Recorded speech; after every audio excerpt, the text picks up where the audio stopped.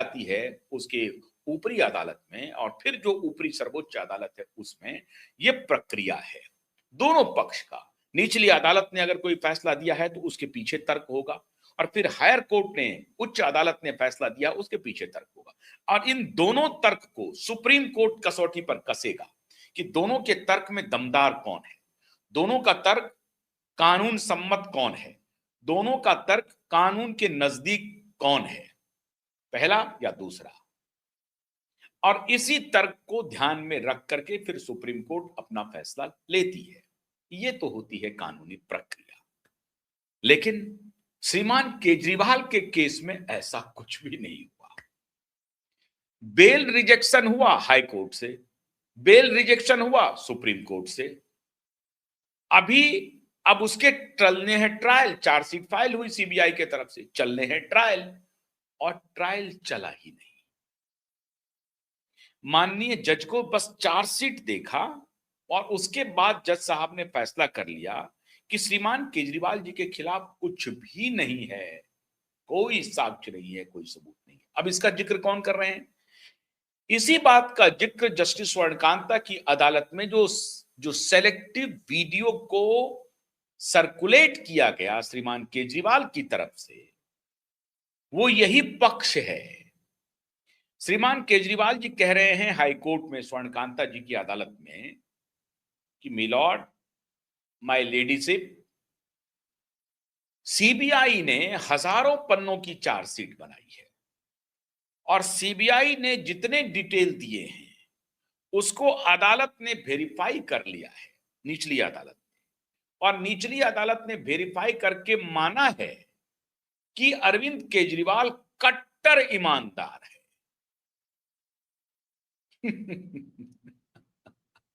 अब आप सोचिए, वो कह रहे हैं अरविंद केजरीवाल स्वर्णकांता, जस्टिस स्वर्णकांता के समक्ष कह रहे हैं, जिस वीडियो को उन्होंने, सेलेक्टिव वीडियो को गुमराह करने के लिए रिलीज किया है, बड़े शातिर आदमी हैं ये।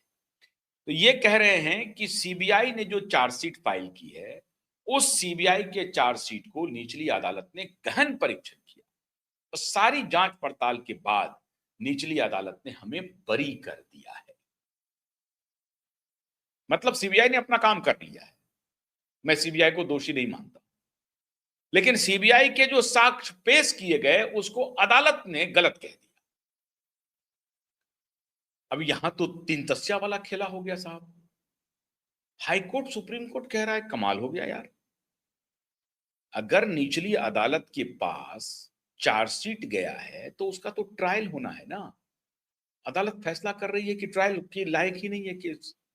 आपने जो फाइंडिंग्स दिए हैं उससे मेरा विजडम कह दिया, मुझे ही तय करना है कि केजरीवाल दोषी है या नहीं है।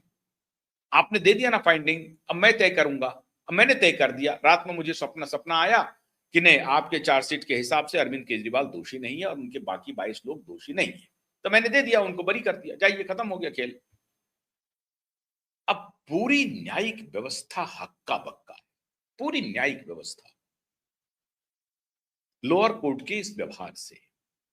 और वो व्यक्ति, देखिए, इसके बारे में मैंने बहुत डिटेल में आपको बताया हुआ है कि कैसे अदालतों में खेल चल रहे हैं, कि वो कैसे कहता है अपने क्लाइंट को कि साहब, मैं ये जो फैसला लेने जा रहा हूं, इस फैसले से मेरी नौकरी जा सकती है, मेरे ऊपर प्रोसीडिंग्स हो सकती है, तो मेरे इतने दिन की सर्विस बची हुई है, तो मेरा तनख्वाह का नुकसान हो जाएगा, ग्रेच्युटी का नुकसान हो जाएगा, और भी जो बेनिफिट मिलते हैं उसका नुकसान हो जाएगा, तो इसकी अगर भरपाई का कोई इंतजाम हो तो हम फैसला दे देंगे।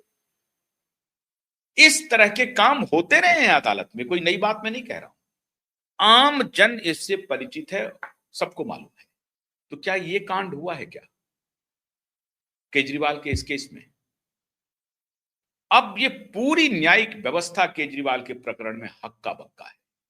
अब उसके बाद एक तो ये कहा कि हमको बरी कर दिया, और दूसरा आरोप लगा दिया जस्टिस स्वर्णकांता शर्मा के ऊपर कि आप रिक्यूजल कर लो, मैं उसको बदनाम कर दूं। मतलब गेंद को इधर से उधर, गोल पोस्ट केवल बदल रहा है केजरीवाल जी, गोल पोस्ट बदल रहे हैं, इधर से उधर, उधर से इधर, भटका रहे हैं, गुमराह कर रहे हैं, लोगों के दिमाग में कुछ खुराफात भर रहे हैं। जस्टिस स्वर्णकांता शर्मा के जो दोनों बेटे हैं वो गवर्नमेंट पैनल पर हैं, उनको 9-9 हजार रुपए पर डॉक मिलता है, 45,000 या 4,000 या 5,000 उनको मिला है, तो कितने करोड़ में उनकी कमाई हुई है, कॉन्फ्लिक्ट ऑफ इंटरेस्ट है, तो भोक्ता अधिवक्ता परिषद में जाकर के भाषण देके आई हैं, और जिस जिस विचारधारा के वो परिषद है, उस विचारधारा का मैं कट्टर दुश्मन हूं, उस विचारधारा में आप जाती हैं, वो आप मेरे खिलाफ ही फैसला देंगी।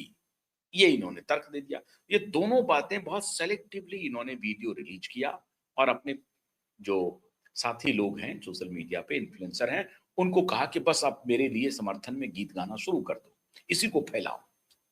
फैला दिया। लेकिन जो मैंने आपको बारीकी समझाई आप समझ गए होंगे। उनको ये पता नहीं है कि अभी क्यूआई नेटवर्क है, तुम्हारी एक एक चीज पर नजर रखे हुए है। हमारे जैसे लोग भी हैं, तुम्हारे एक एक दांव और चाल को समझ रहे हैं, तो हमने पकड़ लिया। अब ये अदालत का अब एक नया फैसला आ गया, 29 तारीख को ही आ गया, जो कि 4 मई को शुरुआनी हो रही है। कहा कि जितने भी रिकॉर्ड है वो सारे रिकॉर्ड हाईकोर्ट के पास भेजिए। अब किस किस तारीख में क्या क्या लगी, क्या क्या सुनवाई हुई, सारे डिटेल, खाली वर्डिक्ट नहीं जो 27 फरवरी को पास किया गया है, वो वर्डिक्ट तो उनके पास है ही है। कोर्ट में क्या क्या हुआ है इस केस से मुतल्लिक, इस केस से जुड़े हुए जितनी कार्रवाई हुई है या जो कुछ भी प्रकरण हुआ है निचली अदालत में, सारे प्रकरण के डिटेल मुझे चाहिए कि किस किस तारीख को हियरिंग लगी थी, कौन कौन वकील वहां पर अपीयर हुआ था, उसने क्या कहा, कोर्ट ने क्या रुख लिया, ये सब प्रोसीडिंग्स में होगा। ये सारे डिटेल्स चाहिए। अब वो सारा डिटेल हाईकोर्ट के पास पहुंचेगा और हाईकोर्ट सुनवाई करेगा कि ये आदेश निचली अदालत ने कैसे पास किया, उसका तथ्य क्या था। तथ्य तो कुछ नहीं है। अब हाईकोर्ट सीधा पूछेगा निचली अदालत से कि आपने इस पर ट्रायल क्यों नहीं चलाया। जो सीबीआई साक्ष्य प्रस्तुत की है, उन साक्ष्यों को वेरीफाई कौन करेगा। जाहिर है क्रॉस वेरिफिकेशन होगा, कोई डॉक में आएगा। डॉक में कितने लोग आए, सीबीआई के वकीलों ने क्या तर्क दिया और इनके वकीलों ने क्या तर्क दिया, एविडेंस जो मिटाने की बात हो रही है उस पर क्या अरविंद केजरीवाल जी के वकीलों ने कहा, जो ट्रेल है, मनी ट्रेल है, उस पर अरविंद केजरीवाल जी के वकीलों ने क्या कहा। तो कुछ कहा ही नहीं, कुछ सुना ही नहीं, न कुछ कहा किसी ने, न किसी ने कुछ सुना। बस एक अंतरात्मा सुन ली, जज महोदय की अंतरात्मा सुन ली। चार्जशीट के टेक्स्ट की भाषा को बिना के किसी ने कहे हुए, दोहराए हुए उनके कान में आवाज आ गई और उनकी अंतरात्मा ने सुन ली कि चार्जशीट के आधार पर ही हम यह फैसला कर सकते हैं कि कुछ नहीं है इसमें और बरी कर देंगे। हम बाकी चीजों की जरूरत ही नहीं, कोई प्रोसीडिंग्स करने की जरूरत ही नहीं है। अब जस्टिस स्वर्णकांता पूछेंगी 27 फरवरी को फैसले के पहले लोअर कोर्ट ने किन किन को सुना, कितने गवाह पेश हुए, वो रिकॉर्ड कहां हैं, गवाहों का क्या कहना है। और फिर सीबीआई को भी बताना पड़ेगा कि आपने जो सबूत पेश किए हैं उसको कैसे कोरोबरेट कर रहे हैं। ये जो लिखित डॉक्यूमेंट है आपका, उसके बाद जो आप इसमें क्या क्या अटैचमेंट है आपका, अगर मनी ट्रेल है तो मनी ट्रेल का क्या रिकॉर्ड है, किसी अकाउंट से निकला पैसा, कब निकला पैसा, कितने बजे निकला पैसा, किस तारीख को निकला पैसा, किसके अकाउंट में गया, उस अकाउंट और निकलने वाले अकाउंट का क्या संबंध है अरविंद केजरीवाल से या उनकी पार्टी से या बाकी 22 लोगों से क्या संबंध है, इसका कोई आपने कोरोबरेटिव एविडेंस दिया है, कोई प्रमाण इसमें लगाया है, उसका आकलन होगा। अगर आपने कहा है कि नहीं उस पैसे की मनी लॉन्ड्रिंग हुई है गोवा में, तो कैसे हुई है, उसकी तारीख